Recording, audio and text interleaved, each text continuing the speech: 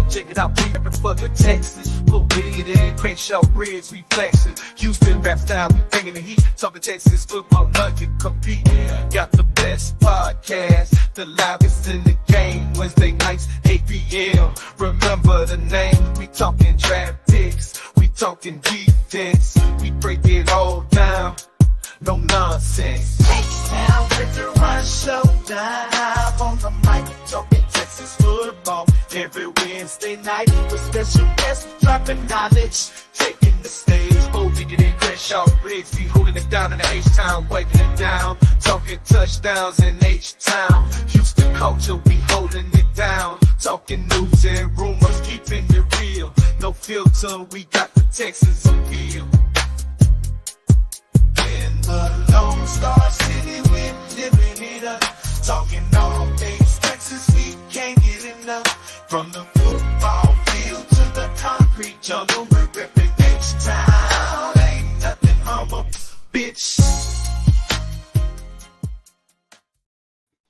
Yo, and welcome back to the Texans Fan Battle Podcast, brought to you by Fan Battle Sports. I'm your host tonight, Matthew Briggs, and as always, I got my ride or dies, but right now let me introduce our special guest.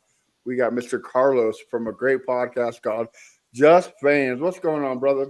Hey, man, thank you guys for having me on. I appreciate it. It's always a blast whenever either you guys are on our show or we're just doing a collab, man. I'm glad that you guys invited me here, and, let's have a great show, man. Appreciate you. Always great time when Texans content creators can jump on together, right? Oh, yeah, definitely. It's always great to talk. Always. And I got one of my ride or dies, one of my Fantastic Four. I got Mr. Kenneth himself. What's up, brother? Nothing much, man. What's up, y'all? What's up, Texans Nation? Hope everybody feeling good, man. And sadly, we did not have Bo and Crenshaw. They are working away. And before we get started, I do want to say happy Juneteenth to everybody out there. One of the holidays I don't think they get celebrated enough. I think it's just kind of just slept on, which is kind of disrespectful in my opinion. But hey, I'm just one guy. But yeah, it matters, especially from here to the podcast. So happy Juneteenth. It means a lot, the meaning of it. So, well, fellas, let's get here what we're talking to. Let's just talk some Texans. Let's just shoot the shit and relax and let's unload. Kenneth, what you want to talk about anything with Carlos about the Texans? Sheesh, man. Honestly, I'm very, very, very, very looking forward to training camp. Can't wait for these tickets tomorrow to come out, man. I'm gonna get as many as I can. So looking forward to that, just to, see the action in practice. You know what I'm saying? It's always fun to see them practice, especially this training camp. It's going to be very, very exciting. We have all this talent. It's going to be fun to see the competition, see them competing out there, getting after it, man. I'm just very excited for that. Looking forward to that for sure. Yeah, Carlos, what are you excited to see about this training camp, man? What's your opinion? I want to see, obviously, when you're in training camp, you don't get to see the whole thing, but you get little glimpses of, hey, what's probably something else that might be different in Bobby Slowick's playbook this year. And I'm excited for that. I got to agree with Kenneth over there. That training camp is just, I'm waiting for it. I'm waiting for these tickets to come out tomorrow, like he said. And honestly, I want to see what they got, what they can develop. What has Bobby Slowick worked on? What have these guys worked on? I want to see some of that Stephon, CJ Stroud connection. I want to see some Tank Dell connection. I want to see what I'm most excited about is this receiving core. I want to see those connections, that chemistry that they have going on, how they develop it. And obviously I want to see, those guys out there just having a great time because, a confident team is does a lot of things. And I'm really looking forward to it. And as you've seen this offseason, CJ Stroud has been on different shows, different platforms, just being as confident as a quarterback as he can be, and that's what I'm looking for. I want to see what CJ Stroud, Bobby Slowick, DeMeco Ryans have up their sleeve. That's what I'm looking forward to. Yeah, like what I want to see is Kenyon Green gets too much hate. Yes, I get why. Like he had a rough rookie year. Mhm. There's some who look like he was solid, and there's a lot of glimpses that he looked like straight dog poo. And then of course he gets hurt. But we've been Nico Collins, right? Last year, nobody thought Nico Collins. Hell, Kenneth was ready for him to get here. Like he was gone after training camp last year, and then look what he did. He went out there, he balled out. So I same thing, Kenyon Green. That has hating on Kenyon Green. Like if he does come back and produces, guess what? That's one less position we have to worry about. That's one less thing we have to focus on later on. And also, if the guard spot's good, you know what else is good? The running game. That's what I want to see. I want to see the running game. That's I good. know the passing games. I know the passing game is elite. Like I've been saying it, and I'm going to keep saying it. Kenneth's been agreeing with me. This is CJ MVP year. This is where he's going to. Everybody like what's that clown there? Pro football talk. Mike Florio. This Oh, is this is where CJ Stroud shuts him up. yeah. You know, he talks too much. Those guys see it. Okay, well, he's going to tell you why he talks too Mm-hmm. much.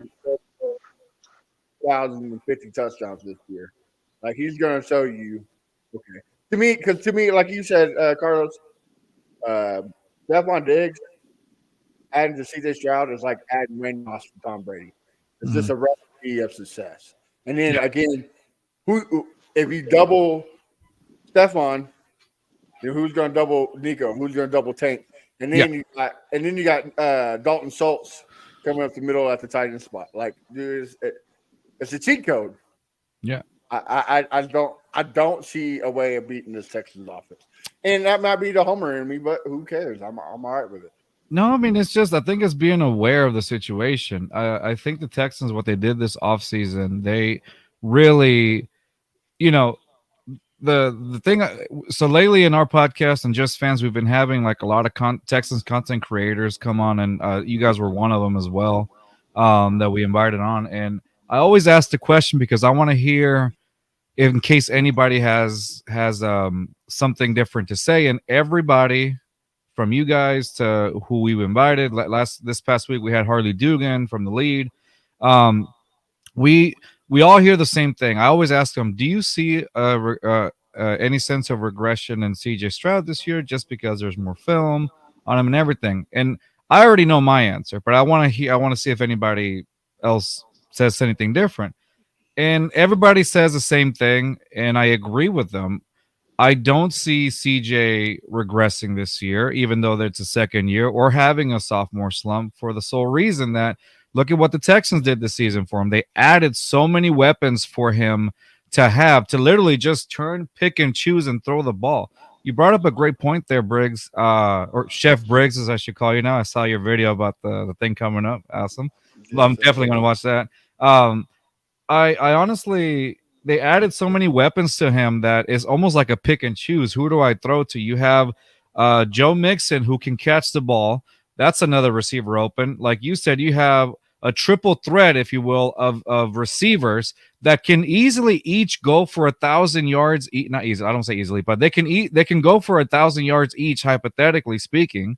Um, also, obviously Dalton Schultz, and you've added Kate Stover, which I think this rookie is going to be pretty decent as well. I mean, you have now like a two tight end duo, a tandem, if you will. The Texans. When's the last time the Texans actually had a two tight end duo? You know, I can't recall that. Besides what Owen Daniels, Garrett Graham, if anything, you know, it's been a while.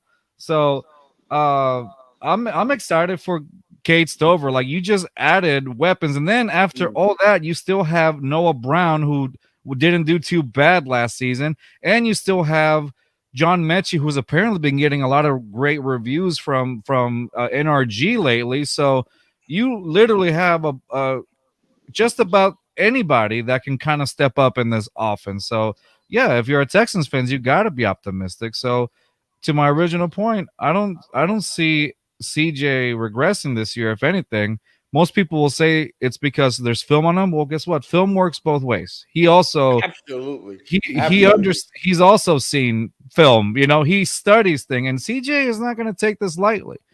Do you really think he would be out there talking mess if he didn't feel confident about it? Like Yeah. seriously, it's he's a smart guy. Like I'm very optimistic for this Texan season. I really am for that sole reason. And to add on to what about Kate Silver and whatnot, Mhm.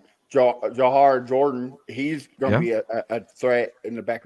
And they're talking about moving. I'm going to murder his last name, but the receiver we traded from the Rams, Ben Oh, Skoranek. Skowronek, yeah, they're talking about moving him to the fullback tight end Yeah. position, and that's a guy who has experience. Hmm. So a lot of weapons. And uh, Kenneth, I think he mentioned this last week, right? Like this is the difference between C.J. Stroud and Deshaun Watson. Everybody wants to compare those two. No. C.J. Stroud is so much smarter than what Deshaun Watson was. Deshaun Watson would make moves with his feet. CJ makes moves with his head, which Yeah. well, and I mean Deshaun made moves with his head too. That's why he's in Cleveland, not in Houston. But that's another discussion And, for another and he's not time. a weirdo. And he's not a weirdo. Right? Absolutely, he's genuine, right? Yeah. Kenneth, but you got anything to add to this conversation? Well, I would like to ask y'all this. And to be honest, for the past few weeks, nobody has really been saying his name, and I get it because we have a lot of weapons. But how do y'all feel about Brevin Jordan role coming into this year? Do y'all think pay to like move him to the side, you know what I'm saying? Or do y'all think he will possibly be a weapon that we can use not I'm gonna say consistently, but a weapon that we can use here and there? Uh, you know, I like Brevin. He was very useful in that Browns game that the Texans played on in the playoffs. But after that, he had flashes. That's the thing. He had flashes, and that's about it. Like I didn't see that you use the word consistent right now, and I haven't seen a lot of consistent. There's absolutely no hate towards just Brevin Jordan at all. It's just like I see flashes here and there, but then let me take you back to the Ravens game. I didn't see Brevin Jordan at all. Like he was non-existent. But the week prior, he had such a great game against Denver. I mean, excuse me, I apologize, against the Browns. So it's the consistency for me, and I think that's the reason why they got a guy like Kate Stover. Um, and honestly, I do wish. I mean, there's going to be some areas where they probably are going to use him, but I hate, it's at the point where I don't want him to just go to special teams, if anything, or whatever. But I hope that Brevin Jordan actually sees this as competition. Like, hey, that tight end two spot, that's for me to take. I Iron sharpens that iron. iron Absolutely. sharpens iron, yeah. And so, and if he doesn't, then if they go with Kate Stover, who I saw his highlights from Ohio State, man, And he's it's only played pretty that position 2 years. right. Just imagine if he's playing it from day one. Yeah, exactly. And so I'm just saying, like, I really do hope that the Texans have something for Brevin Jordan, but if not, man, if how do you call it? Kate Stover solidifies that tight end two spot, I don't see him sticking around. Yeah. You know. Before I give my thoughts on it, I just saw this and I wanted to say something at the beginning of the podcast, but it slipped my mind. I would not let it forget it. We want to give a shout out to a Texan fan who was diehard, put out some great content, and was just amazing guy all around. He passed away sadly Friday. Chris Royal was a special human being. He loved talking football. Yeah, he got underneath some skin, but man, he was fun to talk crap about with the Texans. Man, he was a great guy. So greatly missed. So to the family, to the friends, especially the guys at the H Town Rundown, who he did the podcast with. Our thoughts and prayers to you guys and to the royal family. Man, it always sucks when we lose somebody that's great to the community. So, thoughts to you guys. I agree. But We did. Oh, I'm sorry. We did a no, show go ahead. Go ahead. Monday, and we addressed the Chris Royal's passing, and like you said, Chris Royal in the H Town Rundown podcast, they do a hell of a job. They're so entertaining. The spaces are great, and he was one of those guys that like you said, you could agree with him or not agree with him, and that was okay. He could get under your skin if he wanted to, or you could agree with him. Like it was just like that. I love this takes with Zay Flowers. He was a big Zay Flowers Oh guy. man, He yeah, was he he wanted Zay Flowers. I remember that. And same. so Chris Royal, man, like since day one, we've been doing this for about 2 years. We haven't really been doing this too long. And I remember they AD and the guys invited us over to the H-Town Rundown. I think it was the debut episode, and when they had renamed it to the H-Town Rundown podcast, and we had a great time with the guys. And C Royal was always very welcoming to us and the Just Fans podcast. We would shoot the shit and just talk. We would talk about alcohol, which was funny. And I remember one instance, I was like, he asked me like, what kind of drink am I was I drinking while I was on the show, and I was like. I was like, it's a rosé, and he's like, that's my boy, that's what's up. And I told him it was a rosé, and he's like, yeah. And so honestly, that's just one of the memories that I have with Chris, and honestly, it's amazing. He was always very welcoming to us. So, on behalf of the Just Fans podcast, and basically, I think all of us in the Texans community, man, big ups to Chris Royal, man. Honestly, that's Absolutely, big loss. absolutely. We started this podcast kind of started from our other podcast called the AFC South fan battle, Yeah. and he was part of it. And Watson story broke. Um, they Tony Busby was given the pressure. Hmm. Like, hey, can we send somebody? They're like, yeah, make your own badge up there. And we're like, oh, who are we gonna call? So we called Chris Rowe. He's like, yeah, man, I'll be up there. Yeah. So we had him run to a Kinko's and print off this jinky badge that we made in like 5 minutes. And he went up there and, he asked the question about if the Texans knew anything about it. And, Chris Rowe was always down to help anybody out. That's one thing I loved about him. He was very caring, loyal, just like in his name. He was loyal and royal, man. He was a great dude. Definitely gonna be missed. But, 100%. yeah, you got any stories, Kenneth, about Chris? I actually never got the chance to meet him, but I definitely been on his faces, and it was always fun with all the guys, AD, Chris, Barnett, all of them, man. And it shook me, man, when I heard it. I was like, dang, man, it's definitely sad. It's always sad when we lose someone. Yeah. You know what I'm saying, in the community, and he's one of the guys in the Texas community that pretty much every Texas fan know, man. So that was definitely a sad thing to hear, but thoughts and prayers out to the family. And man, Absolutely. I'm really praying for y'all, man, to stay strong. And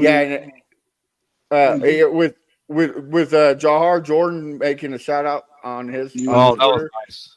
he deserves a lifetime contract, bro. Like, mm-hmm. yeah. But I'm sorry, I didn't mean to interrupt you. What were you gonna say, Kenneth? No, I was just gonna say, like, I know this time is gonna be rough for the family and friends, but I just pray that y'all stay strong and what I'm saying, stay focused on God and keep Him first, and pray that He'll bring you through all definitely. the problems. And, Yeah, and y'all want to send donations. I know AD and H Town Rundown have that information. So if you feel generous, please reach out. Us at the Fan Battle, we're definitely making a donation because every family needs it. But back to what Chris Will loved, the Texans. On that Brevin Jordan talk, I saw an interesting stat that was crazy to me. Yeah. So every time Brevin Jordan was in on third down, he was 5 for 6, 121 yards, and a touchdown. Wow. I know most of those yards came from that one touchdown with the Browns because that was on third down. Mm-hmm. But the dude's golden on third down. So you might see him on like a third down conversion, play type. But this is what I love about Nick Casario. The like everybody's hating on the Blake Fisher pick. I love it because if somebody gets hurt, boom, Mm-hmm. we're fixed. We're good. We're not worried. We're not having Charlie Heck out there. We're not having some guy off the street. Yeah. We're having a solid guy who can play both sides. Now we also got same thing with Brevin Jordan. Case over, Dalton Schultz gets hurt. We got a guy who can come in and play and won't miss a beat. Before we go on, here is his information for the donation if you like to uh, send that donation. But yeah, that's a good question, Kenneth. I think he's a solid piece. I think they'll keep him around just for injury's sake. But Yeah. here's my question to both of you fellas: who's going to get cut out of this wide receiver room? Because you can't keep 20 of them. Mm. Yeah. I'm thinking, of course, as Texas Nation, we are thinking Robert Woods. Yeah. But at the same time, who knows? Like I really think it all depends on how these guys compete in training camp and in the preseason. It really all depends on that. Like at the end of the day, not just with the wide receiver room, but with every other position, the tight end room, the tackles, the line, of course, running backs not so deep, but we still have some guys. But then also at the cornerbacks position, safety position, linebackers. Like at the end of the day, this whole team, you got a lot of guys, and you hoping for competing. Like every day, compete, because at the end of the day, that's the way to win the championship. If everybody's competing and you know, like, hey, like we pushing each other to be great, it's gonna help the squad. So, back to the wide receiver situation. I'm really hoping it brings the best out of Mechie, Hutch, our young guys. You know what I'm saying? I hope it brings the best out of them because we really want to see them take that next step because we need them. And I know we got Tank Dell, Diggs, Nico, Noah Brown, but we need them young guys. Hutch, Mechie, we need them young guys because at the end of the day, their name might be called, and we're going to need them to step up. So yeah, it's just a thing where I'm kind of like I don't really know, but I'm excited to see what happens. What Yeah. about you, Carlos? What do you think? So we got a pretty our wide receiver depth is what it is. It's depth, a lot of depth that we have going on. So I'm looking at the names right now, and so we have the Janke brothers. I hope I'm pronouncing Mm. that correct. Janke brothers, Jackson and Jade and Jank. Then there's Johnny Johnson. Then there's Steven Sims, and Jared Wayne. Uh, I Now I don't know off the top of my head if they've signed contracts or not, but other than that, I don't know if any of those are gonna really speak out to me unless until like obviously preseason. Um, and there's also like I don't know if I mentioned Steven Sims is on there and all that. Steven Sims, how do you call it? On the roster, like I don't know, like those names right there. If we're talking about getting rid of players, that might be some names that I don't really see speaking to me as much. Like I said, the Jenke brothers, Johnny Johnson the third, Steven Sims, Jared Wayne, and even if you want to add on to it, like you said, Robert Woods, those might be some names that we might not see on there anymore. And yeah, Robert Woods, like I liked him. I like him because there was times when he came in clutch for like a third down or whatnot, but um Skoranek, I've been hearing really good things about him. So that's I mean, that's great to hear from over there from Skoranek. So I think he wasn't like a team captain of over there in the Rams or something like that, of like the special teams or something. He's got something. But other than that, I don't. If anything, if I were to said maybe Steven Sims is a lock. Okay. Yeah. So Steven Sims. I'll bite my tongue on that one. I'll say okay, maybe Steven Sims. But other than that, if maybe like I said, maybe the Jenkins brothers, Jared Wayne, and perhaps Robert Woods might be the ones that I might not see in here. But I think Mechie, I could see obviously Mechie stepping it up more this season. We started seeing a little bit of signs of Mechie towards the end of last season. Um, and I mean Xavier Hutchinson. I don't know. I want to see more of how do you call it? Houston Texas home special team captain. I want to see more of him too. Xavier Hutchinson's. I think this is year 2 for him. If I'm not Yeah, mistaken. Yep. Yeah. yeah. So we'll see what happens on him. So yeah, it's a deep wide receiver room for sure. But I think those are some of the names that may not make it. Now I could be wrong. We don't know until like training camp and then also obviously preseason. So we'll see. I would say Yeah. this So about Sims, if you don't mind, go ahead. Seth. I really believe it all depends on the special team situation. Yeah. Do they think Damian Pierce can really be a return guy? It all depends on that. And if we keep Desmond King, Ah, all that right there plays into it.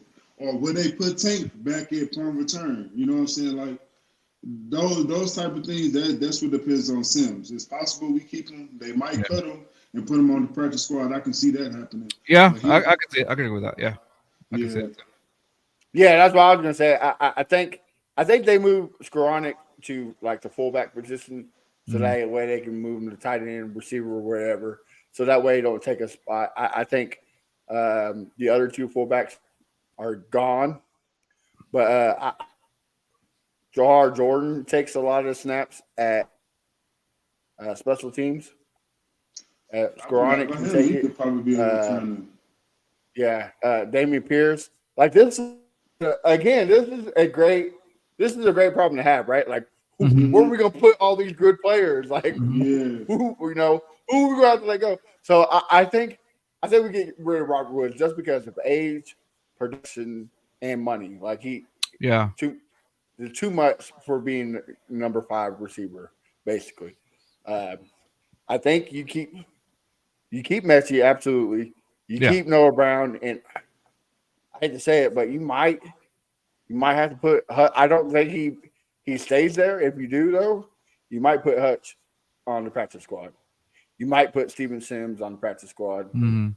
and the other receivers if they do good at training camp. But so many variables going Yeah. of who you can keep, right? Because D'Amico loves rotating not just defensive linemen but cornerbacks too. Mhm. hmm So you're gonna have to at least keep what 6, 8 defensive linemen and Yeah. yeah. another 5 to 7 cornerbacks. So right there, I mean that's what Dang. So, almost 15 people. yeah. Yeah. That's a good chunk of the So roster right there. yeah, so yeah, I'm just glad I'm not Nick Casario and Yeah. D'Amico Ryan's like because that's gonna be tough. Can I ask a question? Could Skronic be a reason that a possibility that Brevin Jordan get cut? He might. Because I have been hearing a lot about the tight end, the fullback, you know what I'm saying, the wide Right. receiver. Like the fact that he's very versatile, like Mhm. it could be a possibility. I mean, I kind of don't hope that, but that's something to think about and look into, like to stay close attention.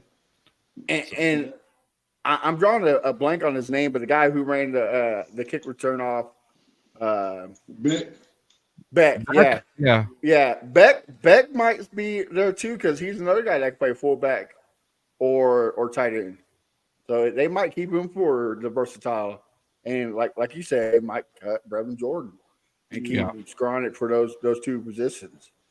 Yeah. I don't see Brevin Jordan leaving this season. If anything, it would be after or whatnot. But yeah, I would say. Yeah. I don't see Brevin Jordan leaving this season. I don't. Or getting cut or anything like that.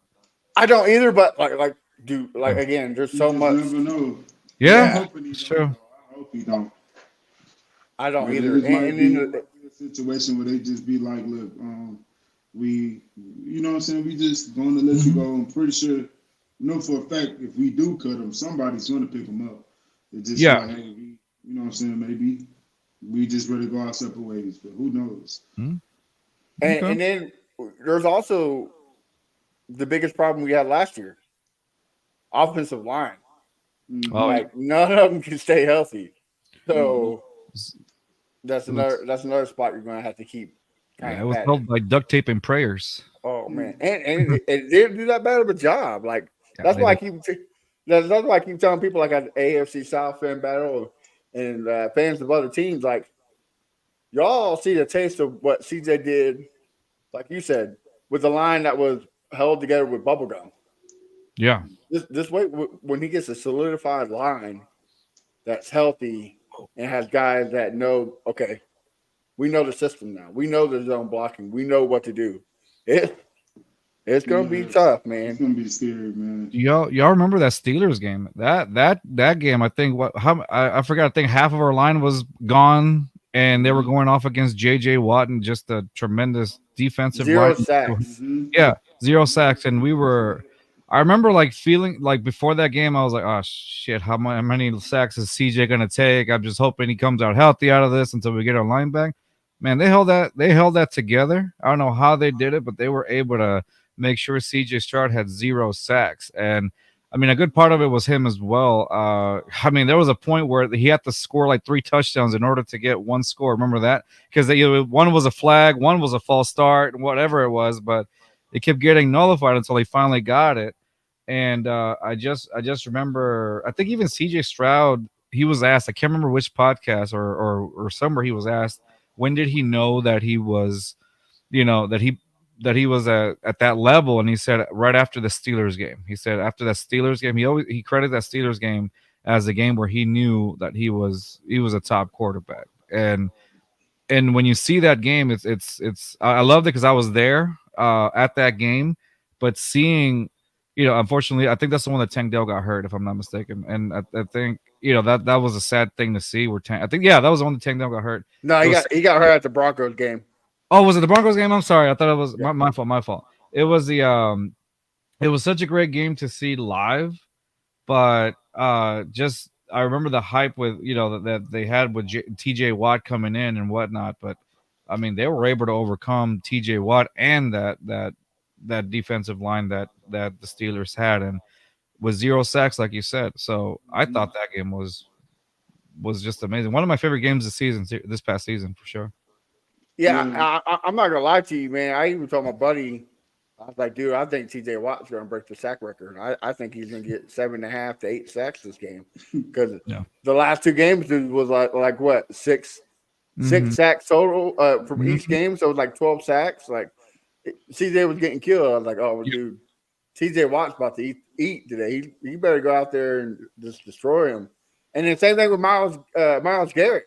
They held him to zero sacks. I was like, Yeah. dude, all right. Yeah. Something One Like, was thing. let's keep One something. it up. thing. It must have been a Yeah. hell of a pep talk, that's for sure. Yeah. Yeah. That man. One thing for sure. CJ is probably the main reason why that Steelers game went the way it went because Mhm. Oh yeah. dude, leading up to that week, like everybody kept talking about TJ Watt, and I can't think of the other guy name, but number 50. They kept talking about them, and CJ. Somebody asked him, he was like, yeah, they got good pass rush, but we got guys over here too. Like we not laying down to nobody. He said that before that game, and you can just tell that the players believe everything that he said because they went out there. What's his name? Jones. I can't think of his first name, but Jones, the tackle that play. He played left tackle. We had Fade on the right side. Kendrick Green, he was playing guard, and That's right. he wanted to get his get back. You know what I'm saying? So we had them guys stepped up and did what they were supposed to do, and CJ was just having fun with it, man. I'm telling you. When you have a confident quarterback like that, they're gonna do just about everything. It's Uh, contagious. it's contagious. You're gonna revolve around that quarterback, and it's something that I love it as a Texans fan to see. Did anybody have that on their bingo card that the Texans were going to be as successful as they were last season? I had them breaking almost even. I had them fighting for second place in the division. I honestly thought the Jags had lost, especially when they started 5-2. I was like, oh yeah, this Yeah. is the Jags division. But I had them like 8-9, Mhm. like close flirting with the 500 mark, maybe making the playoffs, maybe not. And then Yeah, I yeah, think it was after the Broncos game, I was like, oh dude, yeah. this could be it, And Mhm. then going back to that Steelers game, what also a lot of people forget too is that Jags game. C. Stroud said, "Hey, I told them after us getting beat by the Colts, I told them, but put your trust in me. I want to make the plays. I'll Mhm. make the plays." And against Jacksonville, he made the plays. Like those throws to Tank were Mhm. beautiful. Like Amazing. one was double coverage and it fell right in the breadbasket. Mhm. Like I never seen a pass that beautiful. And then like our boy Houston Strusson said, Slowick, he believed in him too. And that game plan in that Steelers game, Mhm. dude, it was one for the ages. That game and of course the Tampa Bay Buccaneers game had to be the two Oh yeah, most exciting games this last season. that comeback at the end of that Tampa Bay game was phenomenal. Yeah. That's like a guy that's been doing that for years. That's veteran type quarterback shit where you're just able to come back from that much, and he's like, all right, we're coming back, and dude, it was almost immediate. It was great to see. Like, And go ahead. I'm sorry, Carlos. I oh, didn't mean to cut you. I remember because we were on other podcasts, and they're like, oh come on, you guys got lucky on that one. I was like, oh no, man, that was some elite quarterback stuff right there. Man, it Yeah, was Baker crazy. was sad. That's right. Baker was sad. Yeah, it was great to see because that's to me that proved this is a quarterback. This is an elite quarterback right here, and because he's able to do that again in his rookie year, man. Like in his rookie year, you're able to do all that. I mean, that's not trusting CJ and being conservative cost Panthers and Falcons game. Yeah, I actually thank you for bringing that up. I was gonna ask you guys, like, you know, like it seemed like last season the Texans, they won amazing games, but then there were those games that people call them trap games, or whatever. Like the Texans lost against, I think it was the Panthers, the Falcons, the Jets. I can't remember off the top, but games that were like supposed to be wins in anybody's column, they were lost. What do you guys? I mean, I know Houston Stressens brought that up as well, but what do you guys think like contributed to those losses? Because those were games that were like, oh, those are no brainer games, that you could have won easily. What do you Yeah. think was the cause of that? I would say just like what he just said, conservative. Like I don't know. I guess they were just trying to do enough to win and not just do what we need to do to make sure the win is secure. You know what I'm saying? Like I felt like the offense, it was some question marks. And you know what I'm saying? At the end of the day, we can also like think about maybe Slowick, you know what I'm saying, is learning. You know what I'm saying? You know what I'm saying? At the end of the day, that was his first year being the OC. So he probably had some learning curves, but those I would say the Falcons game, the offense wasn't as great as I wanted them to be, but we did lose that game because defense couldn't hold their own Okay. after we Yeah. scored that Mhm. touchdown. So that game was just, you know what I'm saying, at the end of the day, we shouldn't have been in that position. And another thing, I feel like even though we can't go really into that, but I feel like there wasn't a touchdown by Ritter when he ran it in. I forgot what I think he fumbled, Yeah, but they yeah. gave it to him. Yeah. But yeah, that game sadly got away from us.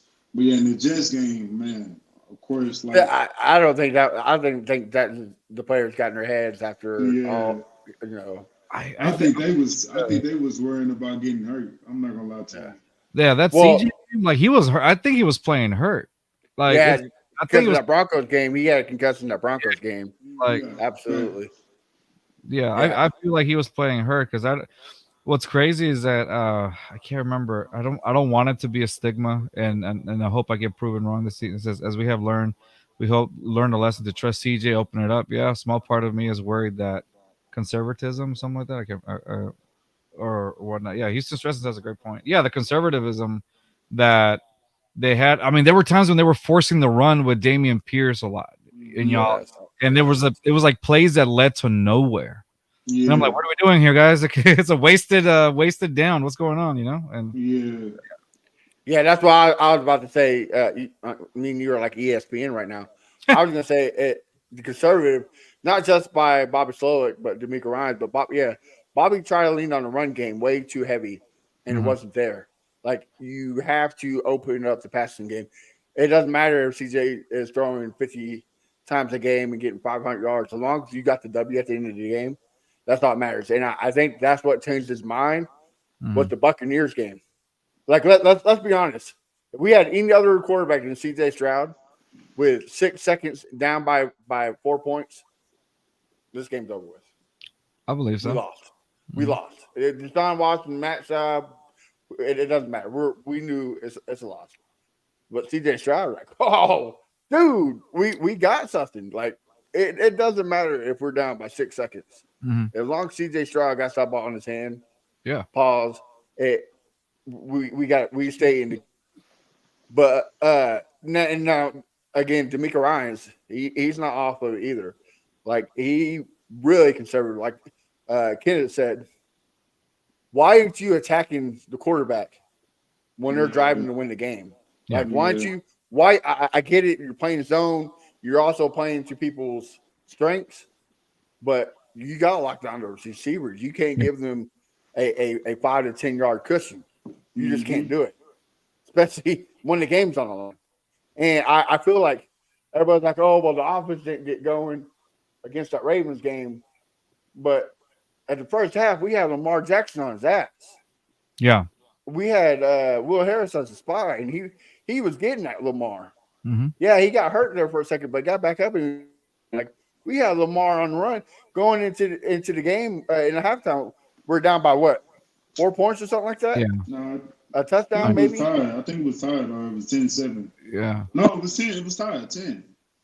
Yeah, it was something, right? Yeah, you're right. It was 10-10 because you're basically coming back to going to, and then you come out and you're letting Lamar Jackson run all over you. You're giving the receivers, comfort zones. Like, dude, why are you switching up? Yeah. You got the game plan. You know what's working. Mm-hmm. Put Lamar, and that's how the Chiefs beat Lamar. They rattled him, and they make mistakes. That's what you got to do, and you can't change it up. But now, again, like you said, Carlos, I think a second year, they okay, like we just said, game plan works. Game film works both ways. Mm-hmm. Mm-hmm. Same thing with them. They can say, okay, all this stuff we did, throw that in trash. Now we can add this, we can add that, we can get rid of that. Like now we got to run the game. Mm-hmm. We got our guys back on the offensive line. We got Stephon Diggs. We got a case over. All right, we can do this. Okay, now we got Danielle Hunter. We got D'Amico Autry. We got second year Will Anderson. Mm-hmm. It looks like we got a shutdown corner on the other side in Derek Stingley and Kamari Lassiter. And we got a play caller in Al-Sair Saiz, or how do you say his name? I don't remember. Yeah. You got a play caller in him. He knows the defense. He was the all-pro Pro Bowler with D'Amico. So, again, D'Amico's like, okay, I can do this, I can do that. No excuses now. Like, you got your guys. You got what you want. Now it's time to put pen to paper. Yeah. It's time to write it up. Yeah, on paper you have a solid point, a solid complete defense. Yeah, good point about that's right, defense being conservative too. On paper you have such a talented defense, such a talented offense. Like the players are there. It just depends what you can do with them. I think in defensively speaking, what the main concern for me, and I think for some, the cornerback 2 position, that's probably one of the weak points for me.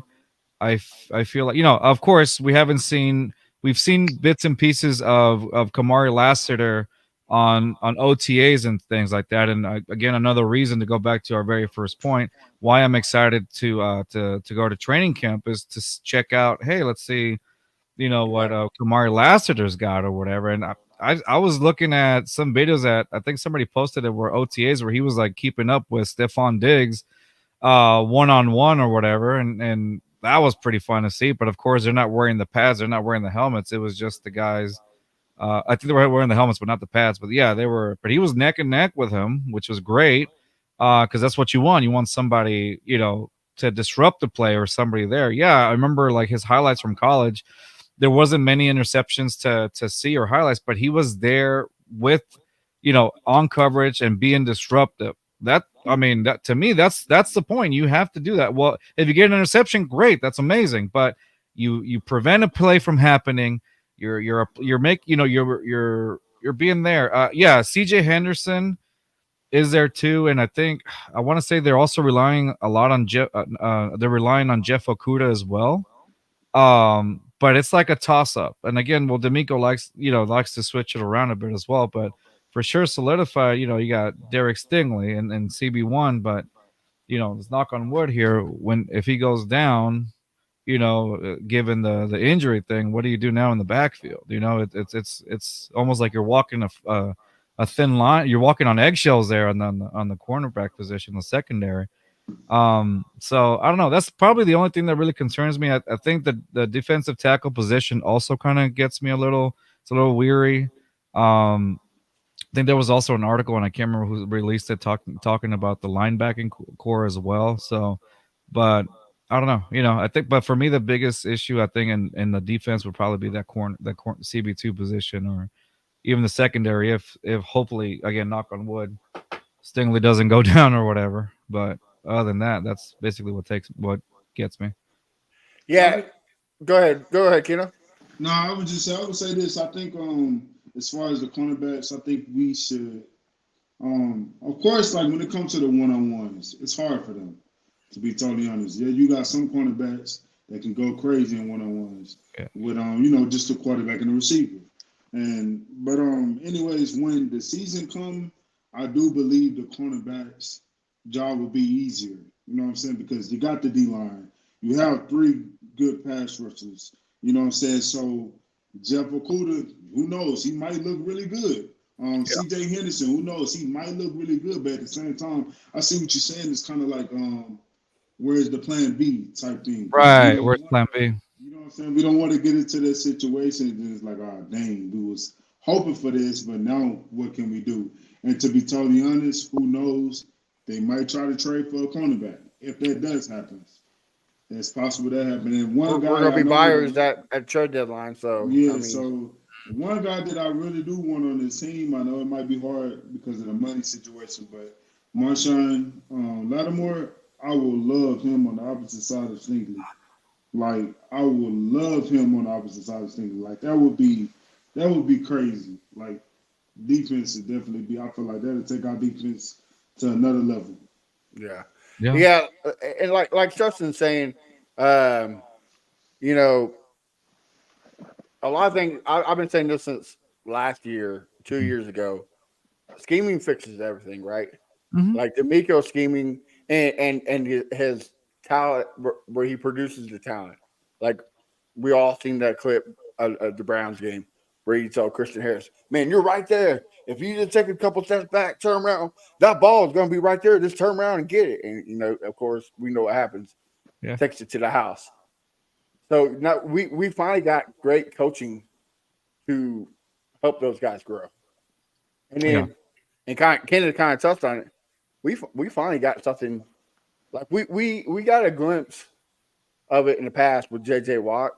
Yeah. But we never had where we had 3 guys who are potential to have 10+ sacks. Yeah. Like each 3 of these guys can have 10+ sacks easily. Mm-hmm. Danielle Hunter's have been in the talks for Defensive Player of the Year last year. Mm-hmm. Why he wasn't baffles me. And then you got on the other side, you got Will Anderson, who was getting double coverage all year last year, and he was winning. Yeah. Like, I don't know how he wasn't getting the hold calls. I guess Houston's not there yet and gets the favors. Right. Hopefully we get there one day. But that should be this year. Right. But like we said earlier about the 3-headed monster on the offense, let's talk about the 3-headed monster on the defense. Who's going to double team each guy? Mm-hmm. Like you double team Anderson, Hunter's lose. You double team Hunter, Anderson lose. You double team both, the Archer's going to eat the middle. Mm-hmm. Yeah, and then let's not forget what D'Amico loved last year. Let's send King on a blitz. Mm-hmm. Let's get a sack from the cornerback. Like, D'Amico D'Amico is going to help these guys a lot with the scheme and the pass rush. Like to me, I think that's the quarterbacks aren't going to have no time to throw. Yeah. I think it's getting slept on. Everybody's worried about the run game. We're top 8 last year, and to me, I just think we got better as Yeah. adding For sure. outside here. So like, why would it go down? You know what I mean? So I think this is the first time, in my opinion, on both sides of the field where we can finish top 10 on both sides. Top 10 offense, top 10 defense. Is this on paper? This is probably the most talented roster we've seen at a lot of key positions. Hmm. But what puts them over the top is coaching. Yeah. D'Amico Ryans, Bobby Slowick, Matt Burke, the defensive coaches, like, and then Frank Ross. Frank Ross is a Special teams special genius. teams god, right? Yeah, like dude, coaching staff's getting slept on. There's a reason why a lot of these guys are getting interviews for other jobs. Hmm. So I'm scared for next year. I think Dry Johnson's gone. I think Bobby Slowick's gone. I think a lot of these guys are going to get positions on other teams. So hopefully, Oh, yeah. hopefully D'Amico can grow coaches like he grows players because it's going to be tough. Yeah, it's gonna be tough. I mean, the good thing about it is that Shanahan tree is pretty deep, Mm-hmm. and so I feel like there's coaches around, so I'm hoping that stays true. Um, Coaching does play a big factor, just like Houston Stresson said. Yes, you have your defensive line that'll make the job easier on the corners, just like Kenneth said earlier. Um, and like you said also, Briggs, you double team Will Anderson Jr. Well, you got Daniil Hunter.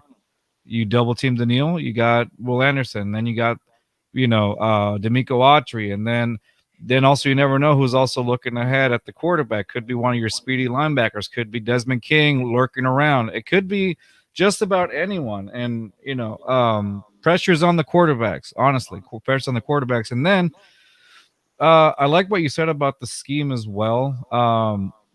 One guy that I always bring up with the coaching last season that we don't have anymore, but the Texans helped him get that contract, Blake Cashman. Blake Cashman was the Jets. I remember when the Texans got him, the Jets fans were completely like, thank God somebody took him. Thank God he's no longer on a roster. And then he was a pretty big part in our defense last season. Mm-hmm. And now, unfortunately, he's not here anymore, but I understand why. And so definitely the coaching, I think, made him what he was and a fresh start. You don't know and we don't know if that's going to be the same thing for Jeff Okuda or CJ Henderson or these guys that are coming over from other teams. It might actually come to be beneficial for the Texans. You never know. So I'm excited. Like you said, it's even I feel like the how do you call it? As long as the guys can stay healthy, I think it's going to be pretty well balanced on offense and defense. I think you have guys that are playmakers in both on the defense and in the offense, definitely, of course. So I look forward to that for sure. It's something that if you're a Texans fan now, you should have a great amount of optimism for your team this This, upcoming season. this would be the first time where you're like, look, it's a Super Bowl or bust. Like this is the time. Like we got all the pieces. CJ Stroud on a rookie contract. Like this is the time. Hmm. Well, fellas, we're getting close to time being up. But before we do, Carlos, let me get. We ask everybody, so I want to get your opinion. What Sure. is your hot take of the season? It could be like anything from winning the Super Bowl, CJ Stroud, MVP. What is your hot take, the Houston Texans? And it could be more than one. What you Sure. got, brother? My hot take this season, and obviously hot takes are just our own opinion, and I hope I'm right on this one. D'Amico Ryans mentioned a 1-2 punch with Damian Pierce and Joe Mixon. And when I heard that, I immediately thought of 2011 Aaron Foster, Ben Tate. Aaron Foster being that fluid running back. Of course, we were spoiled with Aaron Foster. There isn't a guy like Aaron Foster, and of course you had Ben Tate, who was your I like that one. Ben Tate, who was your power back, kind of like a little bit resembling like Damian Pierce or whatnot. So I feel like if Damian Pierce, I feel like we're gonna get the production from Joe Mixon, but I feel like if Damian Pierce can literally, took this offseason and really looked at what he can do for this offense and finding the gaps, finding the holes or whatnot in this zone scheme. And then even if Bobby Slowick maybe saw what made Damian Pierce great in the previous season, maybe customize or how do you call it, make some plays specifically for Damian Pierce. I don't know, you whatever, and we can have a 1-2 punch that resembles Arian Foster and Ben Tate. Oh, that to me would be great. So I'm hoping. My hot take would be that that the Texans have reincarnation of Arian Foster and Ben Tate with Joe Mixon and Damian Pierce. That's my hot take. A little thunder and lightning like they did in Carolina with who was it? D'Angelo Williams Yeah, and Foster, I think it was, or Stewart, Jonathan Stewart. Stewart. Yeah, Jonathan Stewart. Yeah, Yeah, yeah, exactly. I yeah. feel that, and if that happens, man, and you have the three-headed monster at and wide receivers, bro, it's over. It's over. This can be the most, like the Rock said, the most electrifying in any sport, man. It's going to be amazing. Kenneth, what's your hot take, brother? It's crazy because I was actually finna go a route of a running back, but I'm gonna switch it. I'm gonna go to defense. My hot take is Stingley have about 6 to 8 interceptions, and Okay. I think he's gonna have a pick sixes this year. Ooh, nice. Of course, I've been saying, and I keep on saying, I think CJ Stroud is going to MVP year. He's going to be behind Patrick Mahomes, the second quarterback to win MVP his second year. But I also go one step further, and I will say, D'Amico Ryans is going to show why the NFL got it wrong last year, and he will win Coach of the Year when the Texans go 11-5 and make the Super Bowl. I'll take that. I'll I'll take take that. it. Absolutely. Well, fellas, in the wise words of Crenshaw, this is the worst part of the show because it's the end. Carlos, man, tell us where we can find you, the Just Fans, on social media, and what's your got cooking so that way we can support you guys. Oh, appreciate you. So, as you can, I think it's on your on the thing here at the bottom. Yes. If you follow us on our X account or Twitter, whatever Elon decides to call it this week, it's at JustFans22. That's our X account and our YouTube channel. Please, please, please subscribe to our YouTube channel. The more the more subscribers we have, yeah, just like that on our YouTube channel, the more subscribers we have, I feel like the more it motivates everybody to create the best content that they can. We've been lucky to have great guests. Thanks to you guys, we've had John McClain. Next week, actually, especially in the comment section right there, we're going to have Houston Stressens on our Monday show at 8 p.m. Central Standard Time. We'll be dishing it out just like we did here and just talking some Texans as we do. And then of course, on our Instagram account at Just Fans Pod. Follow us up, and we do have another show that I want to promote on this, where we get a little bit more analytical, a little bit more professional, because it is for a podcasting network. It's called Bring on the Blitz podcast, and it's the off the top of my head, I think it's B Blitz Pod on. Give me 1 second on X. B Blitz. Hold on.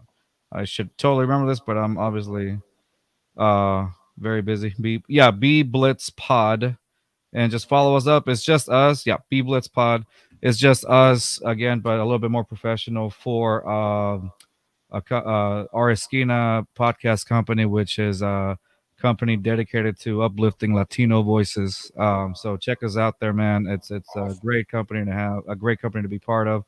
And yours truly will be starting to release. I'm dipping my feet in the article writing. So I have a Damian Pierce article coming up that mentions the whole 1-2 punch thing. And I'm excited for it because I'm trying to gain some credibility here as well for our podcast and stuff like that. But thanks to you guys for having us on, man. And we honestly, we appreciate you. I know, I mean, we appreciate you, and we'll always continue to support you, man. Y'all guys got some great work growing, so keep it up. Kenneth, what about you, brother? Y'all can follow me on Instagram and YouTube at Kenneth the Messenger, and on Twitter Messenger_Keno. And as always, y'all keep team support Texans Fan Battle podcast, and also all these Texans podcasts, just fans. All the guys, man. At the end of the day, we're gonna support each other because we got the same goal. We support the same team. It's no how do I say it? We don't have to beef for none of that stuff like that, man. We, you know what I'm saying?